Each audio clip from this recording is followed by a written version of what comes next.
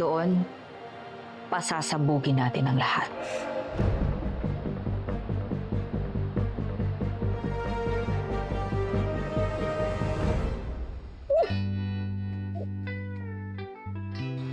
You know what? I wait for a moment like this. Lying here beside you with open arms. I am so excited. I cannot hide it. You're so funny. That's what makes you so beautiful. Punk. That is the way I like it. Aha. Aha. Are you sure your friend is okay?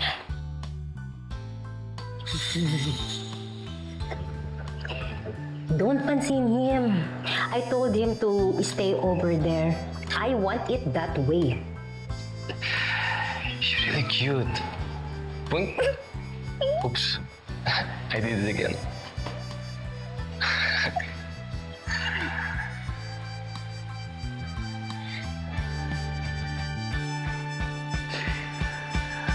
Oh no.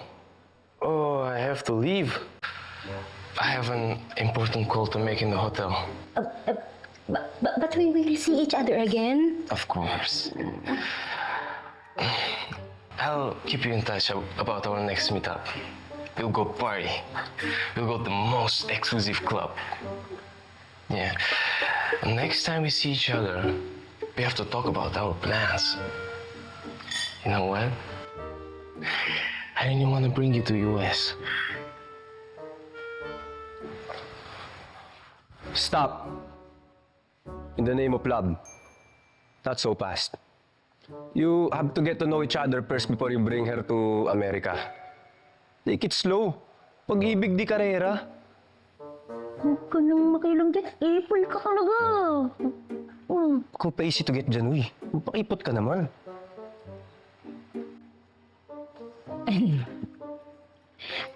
I will see you again, okay? Raymond, my almond. I'll call you. Jana, my banana.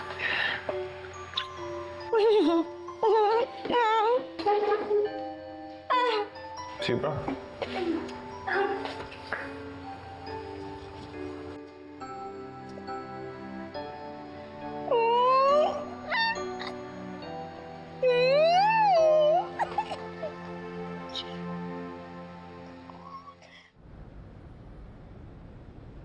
Mabuti at nakarating kayo ng maayos.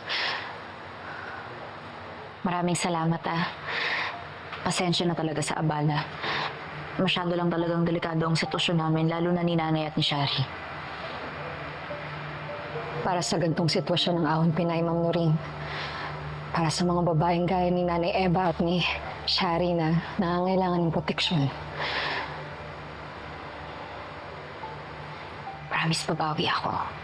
Ano ka ba? Sa dinami-dami ng naitulong ninyo sa amin, pati ni Ate Helena, kapatid mo, kami dapat ang pumanaw ng utang na loob. Ate Belen, pakisamahan sila sa kwarto nila para makapagpahinga na sila, ha? Dito po tayo.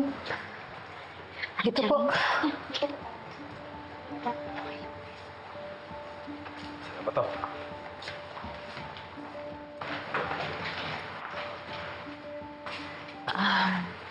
Dito na lang muna ako. Iintayin ko si Shari. Kasama lang niya si Sylvester, pinukuha yung mga gamit nila.